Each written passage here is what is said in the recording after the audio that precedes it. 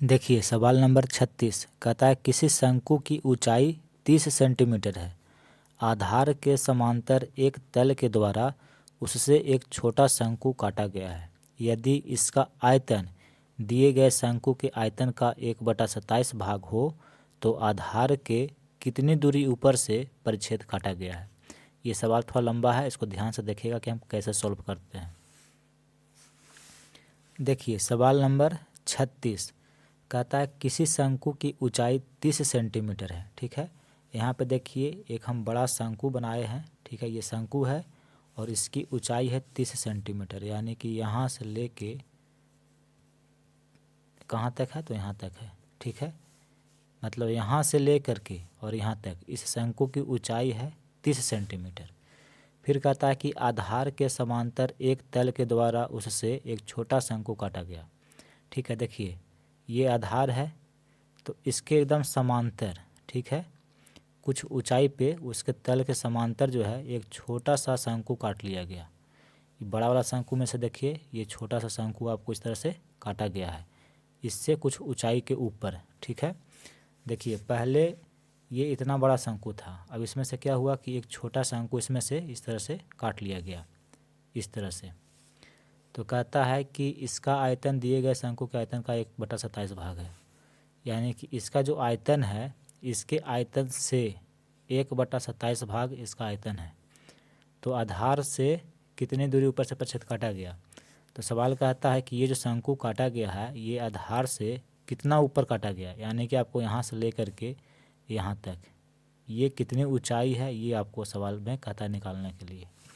ठीक है, तो देखिए सवाल नंबर 36 सबसे पहले आप मान लीजिएगा कि माना बड़े शंकु की त्रिज्या, ठीक है, r1 है तथा ऊंचाई कैपिटल H है। हम मान लिए, देखिए ये बड़ा शंकु है तो इसकी त्रिज्या है r1 और ऊंचाई यहाँ से लेकर के यहाँ तक यानी कि OD ये आपको दिया हुआ है 30 सेंटीमीटर, यानी कि H का मान हुआ ये।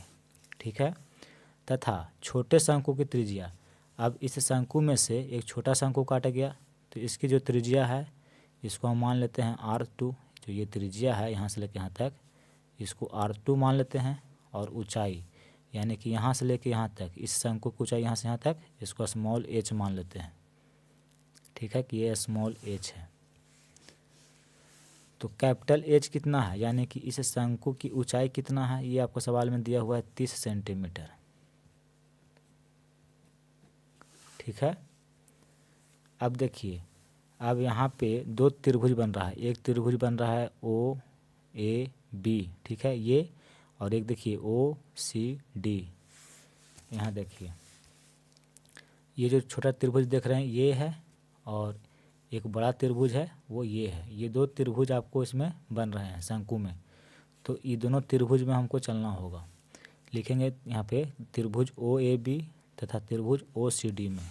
ठीक है, देखिए OAB इस त्रिभुज में, OCD ये दोनों त्रिभुज में देखिए क्या है, कोण OBA यानी कि ये कोण इस त्रिभुज में ये कोण और इस त्रिभुज में ये कोण क्या है, दोनों 90 डिग्री है। इसमें भी 90 डिग्री, इसमें भी 90 डिग्री, इसीलिए ये कोण और ये कोण दोनों क्या है, बराबर है। क्यों बराबर हुआ, तो यहाँ लिख देंगे कि प्रत्येक 90 डिग्री है ये कोण और ये कोण, इसलिए दोनों बराबर है। फिर देखिए कोण BOA और कोण DOC यानी कि BOA इस त्रिभुज में ये कोण और ये जो बड़ा त्रिभुज है उसमें भी ये कोण, ये जो कोण है ये दोनों त्रिभुज में है। देखिए ये कोण और ये कोण ये दोनों त्रिभुज में है। ठीक है, यानी कि छोटा वाला भी त्रिभुज में ये कोण है और ये बड़ा वाला त्रिभुज में भी ये कोण है, इसलिए दोनों बराबर है। इसका कारण है कि उभयनिष्ठ कोण है, ये उभयनिष्ठ कोण। तब दो त्रिभुज में अगर दो कोण बराबर है तो ये दोनों त्रिभुज कैसे होंगे, समरूप होंगे। ठीक है, इसलिए ये त्रिभुज और ये त्रिभुज ये दोनों त्रिभुज कैसे होंगे, समरूप होंगे। जब दो त्रिभुज समरूप होते हैं तो उनके संगत भुजाओं का अनुपात भी बराबर होता है। ठीक है, तो देखिए अगर इसकी भुजा हम OB ले तो इसमें कौन भुजा हो जाएगी, OD, यानी कि ये इस भुजा की संगत भुजा ये हो जाएगी। ठीक है, इस भुजा की संगत भुजा ये है और इस भुजा की संगत भुजा ये है। अगर दो समरूप त्रिभुज है तो इनकी संगत भुजाओं का जो अनुपात होता है वो बराबर होता है, ये थ्योरी है। तो अगर इसमें हम ओ बी भुजा को लेते हैं तो इसमें हम ओ डी भुजा को लेंगे, ठीक है। इसका अनुपात बराबर, अगर इसमें हम ए बी लेते हैं इस त्रिभुज में तो इस त्रिभुज में हम सी डी लेंगे, ठीक है। तो देखिए दो समरूप त्रिभुज के संगत भुजाओं का अनुपात बराबर होता है, ठीक है। ये ऐसे हम बराबर क्यों लिखे, तो यहाँ पर रीजन लिख दीजिएगा कि दो समरूप त्रिभुजों के संगत भुजाओं का अनुपात क्या होते हैं, बराबर होते हैं, बराबर होता है, ठीक है। इसीलिए इसको हम लिखे।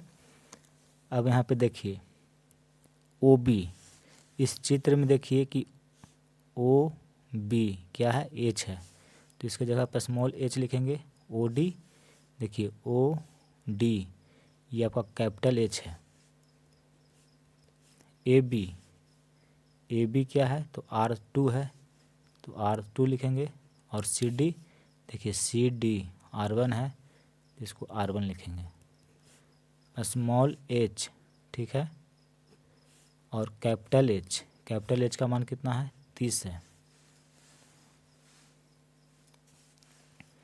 बराबर R2 बटा R1, ठीक है। या देखिए जब R2 बटा R1 एच बटा 30 है तो R1 को ऊपर कर देते हैं, R2 को नीचे कर देते हैं। R1 बटा R2 बराबर क्या होगा, तो जब इसको ऊपर कर दिए इसको नीचे कर दिए तो इसको भी ऊपर कर देंगे इसको नीचे कर देंगे, यानी कि 30 बटा एच, यानी कि ये त्रिज्या और ये त्रिज्या इसका जो अनुपात है वो 30 अनुपात एच है, ठीक है। इतना हम निकाल लिए।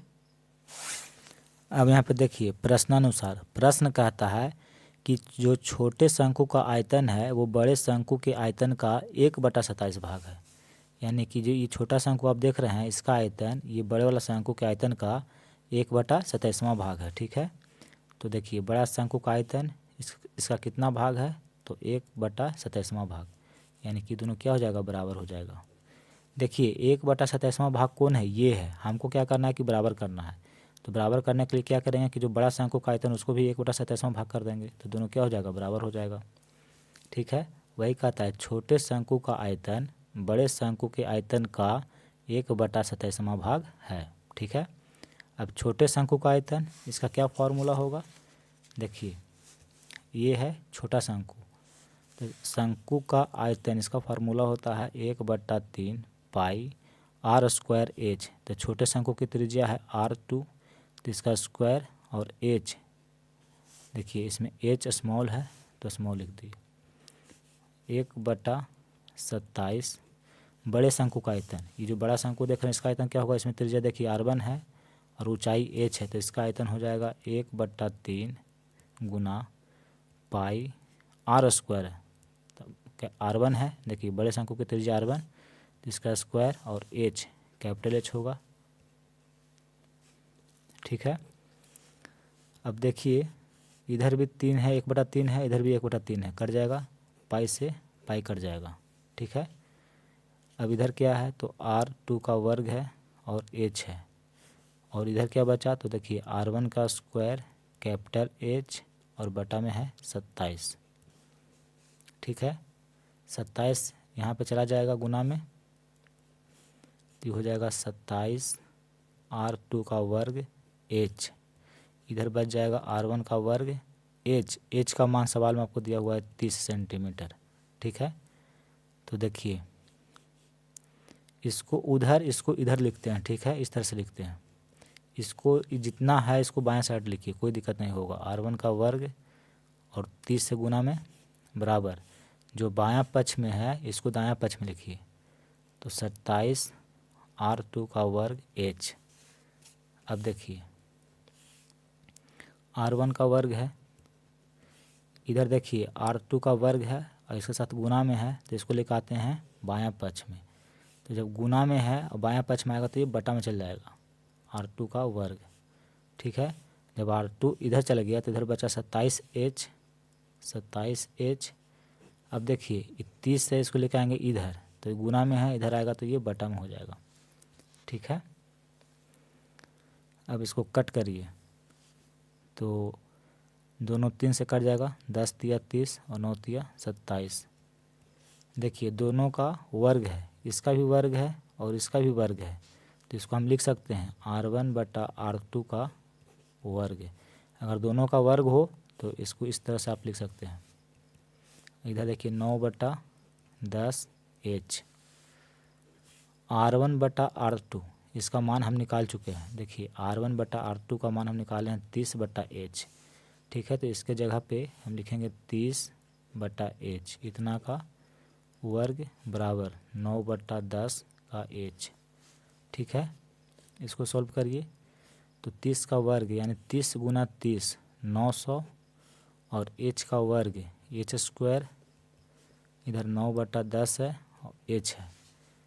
अब देखिए इसको सॉल्व करना है तो ये चला जाएगा इसके साथ गुना में, तो हो जाएगा 900 गुना 10 बराबर 9H है, और ये H स्क्वायर चला जाएगा इसके साथ गुना में, तो यहाँ गुना में हो जाएगा H स्क्वायर। 9 से 900 कट जाएगा 100 बार में, ठीक है।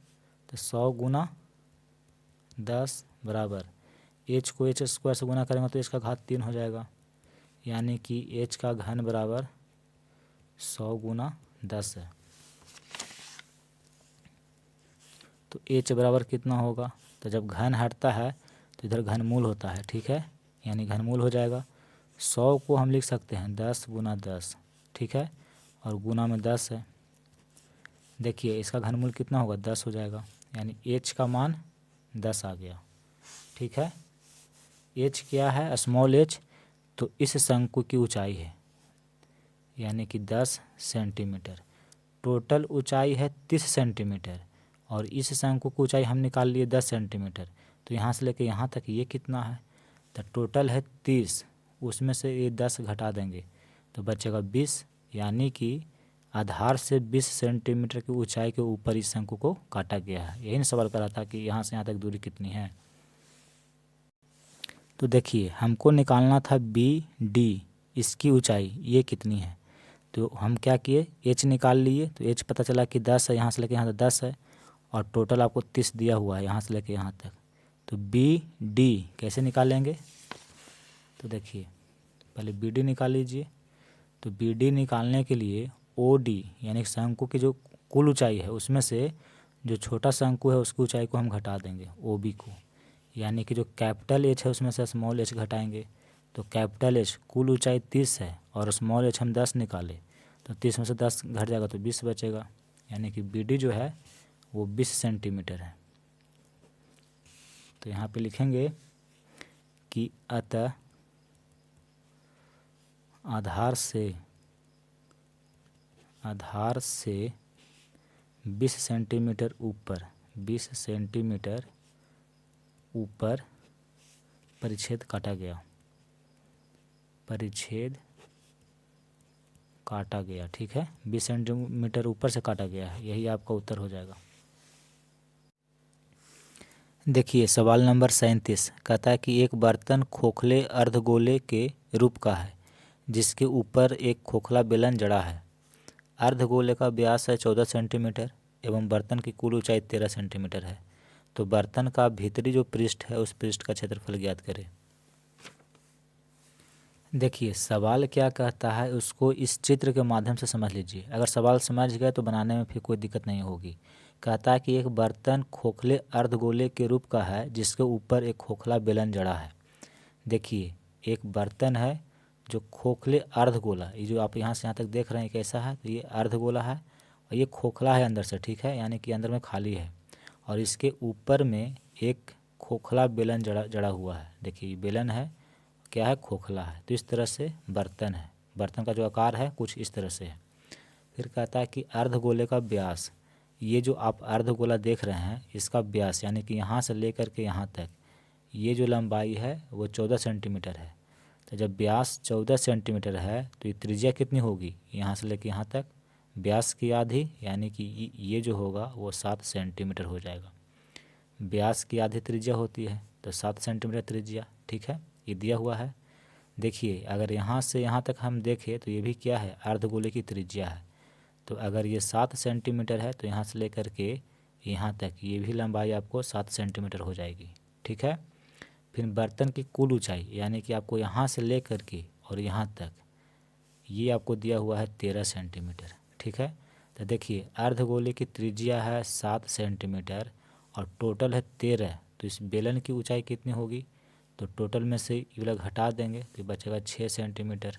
यानी कि यहाँ से लेकर के यहाँ तक ये है 6 सेंटीमीटर और यहाँ से लेकर यहाँ तक है 7 सेंटीमीटर। ये दोनों को अगर हम जोड़ देंगे तो 13 सेंटीमीटर हो जाएगा। यानी कि बेलन की ऊंचाई भी पता चल गया, बेलन की त्रिज्या ये क्या है, तो बेलन की त्रिज्या है और ये त्रिज्या अर्धगोले की भी त्रिज्या है। यानी कि कहने का मतलब है कि बेलन की त्रिज्या और अर्धगोले की त्रिज्या समान है। ठीक है, और ठीक है, तो ये आपको दिया हुआ है और बर्तन का भीतरी पृष्ठ का क्षेत्रफल ज्ञात करना है। तो देखिए सवाल कैसे बनेगा। सबसे पहले मान लीजिएगा सवाल नंबर 37 है, तो यहाँ लिखेगा कि माना खोखले बेलन की जो त्रिज्या है वो स्मॉल आर है तथा ऊंचाई स्मॉल एच है।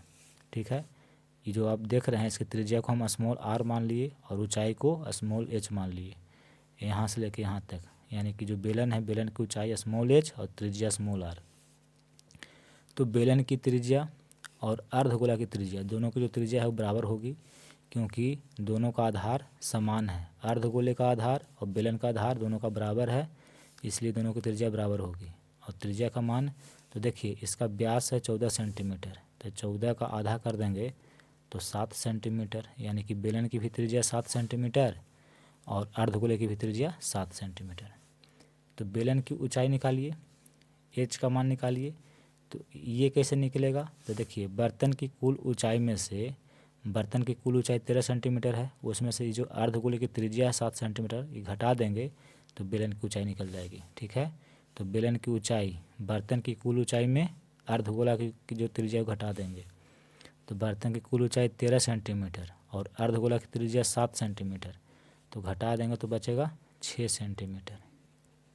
ठीक है, बर्तन का भीतरी पृष्ठ का क्षेत्रफल, यानी कि ये जो बेलन देख रहे हैं बेलन का वक्र पृष्ठ का क्षेत्रफल और ये जो आधार देख रहे हैं गोलाकार है अर्धगोलाकार, तो इसका भी वक्र पृष्ठ का क्षेत्रफल दोनों का निकाल देंगे तो बर्तन का भीतरी पृष्ठ का क्षेत्रफल निकल जाएगा।